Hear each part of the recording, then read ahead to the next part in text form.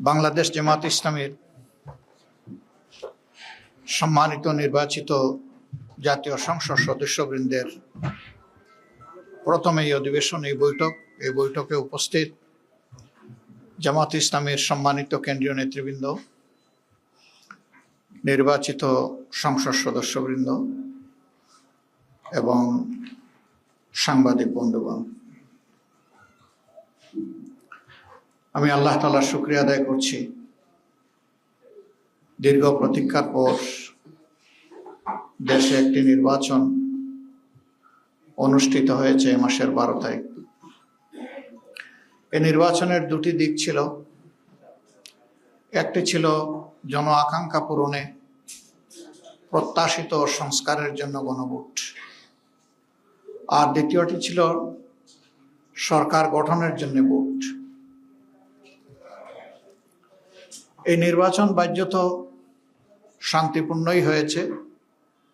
কিছু জায়গায় কেন্দ্র দখল, এজেন্ট বের করে দেওয়া, কিছু উচ্ছৃঙ্খল আচরণ, এগুলাকে একদিকে রাখলে বাহ্যত মনে হবে এটি শান্তিপূর্ণই হয়েছে। জনগণ বিপুল উৎসাহ উদ্দীপনায় ভোটও দিয়েছে, কিন্তু ভোট দেওয়ার পরের অধ্যায়টা ছিল অস্পষ্ট। সেখানে বেশ কিছু অনিয়ম হয়েছে, এই ব্যাপারে আমরা কনসার্ন ব্যক্ত করেছি। এগুলাকে আমরা একদিকে রেখে দিচ্ছি।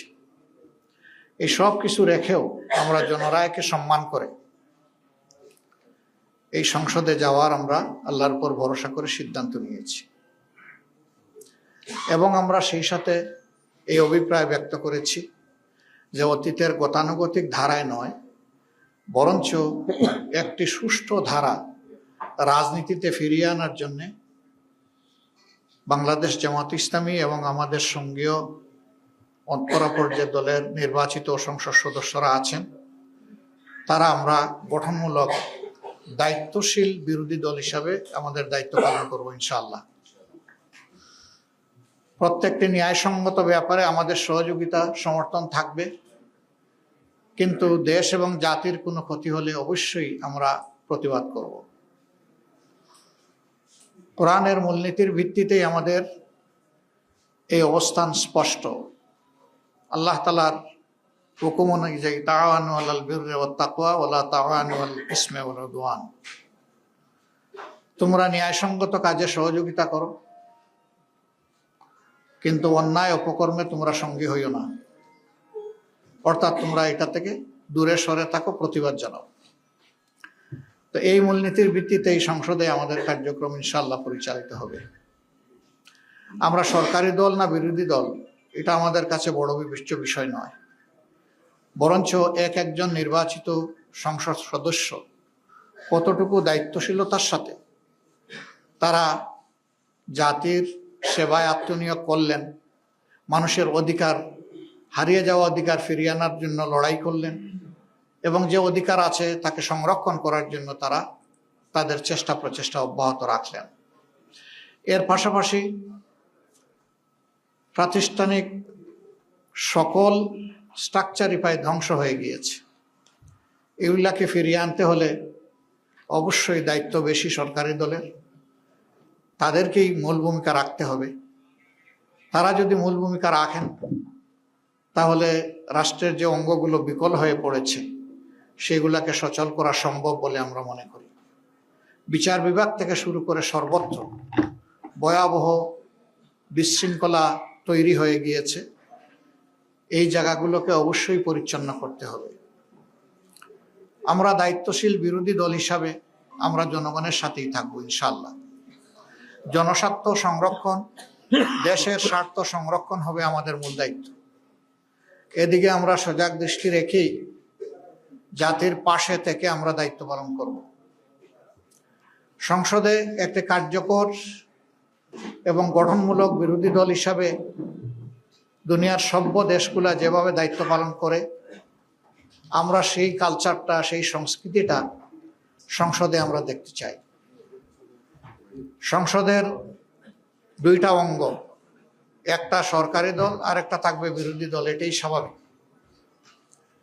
বিরোধী দল যেন তার ন্যায্য অধিকার সংসদে কথা বলার অধিকার পায়, সেটা আমরা আশা করব। নতুন সরকারের দায়িত্ব যারাই নেবেন, দায়িত্ব নেওয়ার পরে আমরা আমাদের দিক থেকে নৈতিক দায়িত্ব পালন করব ইনশাআল্লাহ। আমরা তাদেরকে আশ্বস্ত করব, দেশ এবং জাতির স্বার্থে আপনাদের পাশে আছি। আমরা হাতে হাত রেখে কাজ করব। স্বার্থ বিঘ্নিত হলে আমরা আমাদের দায়িত্ব পালন করব।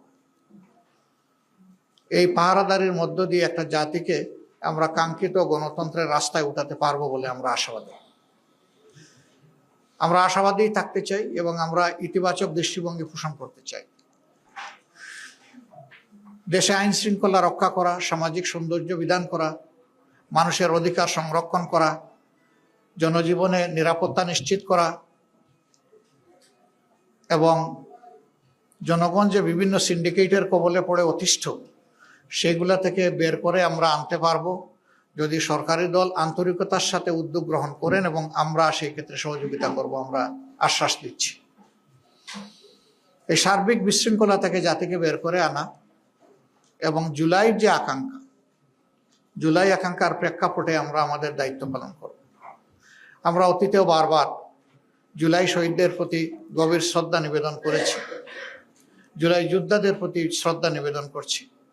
আজকে আরেকবার জাতীয় সংসদের কার্যক্রম ইনশাআল্লাহ আগামীকাল থেকে শুরু হওয়ার কথা, আমরা আরেকবার তাদেরকে গভীর শ্রদ্ধায় স্মরণ করছি এবং যারা চলে গেছেন আল্লাহর দরবারে তাদের জন্য শাহাদাত কামনা করছি।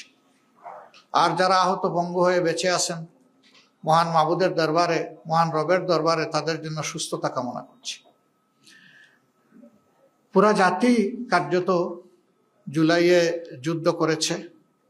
জাতির এই অবদানকে স্মরণ রেখে যদি সংসদ পরিচালিত হয়, আমরা বিশ্বাস করি এই সংসদ জনগণের প্রত্যাশা পূরণে সক্ষম হবে ইনশাআল্লাহ। কিন্তু যদি জুলাই আকাঙ্ক্ষাকে আমরা ভুলে যাই, তাহলে এই জাতির ভাগ্যে বারবার জুলাই ফিরে আসতে পারে। আমরা এটা চাই না। আমরা চাই যে জুলাই যে কারণে ফিরে এসেছে, এই কারণটা যেন আর দ্বিতীয়বার তৈরি না হয়। আমরা এখন যে দেশটা, স্বাধীন দেশটা আল্লাহর মেহেরবানিতে পেয়েছি, এটি একসময় পাকিস্তানের অংশ ছিল। 47-এ যারা যুদ্ধ করে, সংগ্রাম করে পাকিস্তান তৈরি করেছিলেন, তারা অনেক ভালো কথা বলেছিলেন, কিন্তু সেই ভালো কথার প্রতিফলন জনগণ দেখেনি। তারপরেও 47 যে পূর্ব পাকিস্তান ছিল, এটাই বর্তমান বাংলাদেশের সীমানা। ওই সীমানা নিয়েই আমরা চলছি। কাজে এটার ভিত রচনা হয়েছে 47। আবার 47-এর যারা সংগ্রামী ছিলেন, রাষ্ট্র পরিচালনার দায়িত্ব পেয়েছিলেন, তারা তাদের দায়িত্বটা নিঃশ্বাস সাথে পালন না করার কারণেই পরবর্তী পর্যায়ে যে বৈষম্য তৈরি হয়েছিল, এর বিরুদ্ধে পূর্ব পাকিস্তানের জনগণ তারা ফুঁসে উঠেছিল। 70-এর নির্বাচনে তার প্রতিফলন হয়েছিল। এই নির্বাচন অনুযায়ী 70 সালে ক্ষমতা হস্তান্তরের কথা ছিল শান্তিপূর্ণভাবে, সেটি না হওয়ার কারণেই মুক্তিযুদ্ধ অনিবার্য হয়ে উঠেছিল এবং সেই মুক্তিযুদ্ধে অসংখ্য জীবন চলে গিয়েছে, অসংখ্য মানুষ আহত পঙ্গু হয়েছেন। যারা অংশগ্রহণ করে যুদ্ধ করেছেন, যারা চলে গেছেন এবং যারা আহত হয়েছিলেন, তাদের সকলের প্রতি আমরা গভীর শ্রদ্ধা নিবেদন করছি। সম্মানিত বন্ধুগণ, ইতিহাসের ধারাবাহিকতায় আজ 26 সালের এই নির্বাচন অনুষ্ঠিত হয়েছে। অতীতে এদেশে সুষ্ঠু গণতন্ত্র প্রতিষ্ঠা হওয়ার কোনো পরিবেশ তৈরি হয়নি।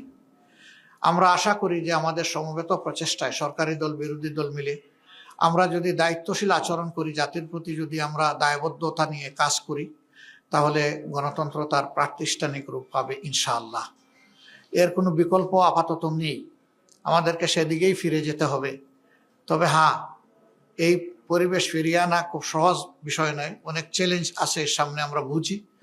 চ্যালেঞ্জ যাই থাকুক, আমরা মনে করি এটা অর্জনযোগ্য। যদি আমাদের আন্তরিকতা উভয়ের থাকে, তাহলে আমরা পারবো ইনশাআল্লাহ।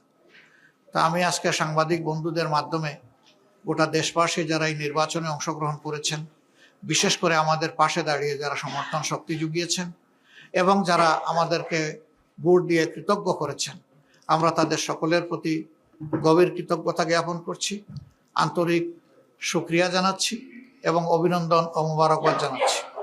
আমরা যে দেশবাসী প্রত্যাশা নিয়ে আমাদের পাশে দাঁড়িয়েছিলেন, নির্বাচনের ফলাফলে তার পূর্ণ প্রতিফলন হোক কিংবা না হোক, আমরা সেই দেশবাসীকে কথা দিচ্ছি, নির্বাচনের আগে যত কথা আমরা আপনাদেরকে বলেছি, একটা বিরোধী দল হিসাবে আমাদের নিজের অবস্থান থেকে তার যতটুকু সর্বোচ্চ পালন করা সম্ভব, বাস্তবায়ন করা সম্ভব, আমরা সেই ব্যাপারে ইনশাআল্লাহ প্রতিশ্রুতিবদ্ধ। আমরা তা করার জন্য সর্বাত্মক চেষ্টা করব। আল্লাহ যেন আমাদেরকে সাহায্য করেন। সেই ক্ষেত্রে আমরা প্রিয় দেশবাসীরও সহযোগিতা কামনা করি। দেশবাসী, আপনারা ছিলেন আমাদের পাশে, আমরা আছি আপনাদের পাশে। আমরা আপনাদেরকে ছেড়ে কোথাও যাব না। সুদিনে দুর্দিনে যাই আসুক, আমরা দেশবাসীর সাথে থাকবো ইনশাআল্লাহ। আল্লাহ তাআলা আমাদের সহায় হন এবং আগামীকাল থেকে যে নতুন অধ্যায়ের সূচনা হচ্ছে, এটা দেশের জন্য কল্যাণ বয়ে আনুক, নতুন দ্বারা সুস্থ রাজনীতির বিকাশ ঘটুক এবং মানুষের জীবনে শান্তি এবং নিরাপত্তা ফিরে আসুক। আমাদের যুবকদের প্রত্যাশা পূরণ হোক, তাদের হাতে হাতে কাজ তুলে দেওয়ার জন্য রাষ্ট্র যেন পদক্ষেপ নেয়, সেই পদক্ষেপের আমরাও গর্বিত অংশীদার হতে চাই। আল্লাহ হাফিজ। বাংলাদেশ জিন্দাবাদ। বাংলাদেশ জামাত ইসলামী জিন্দাবাদ।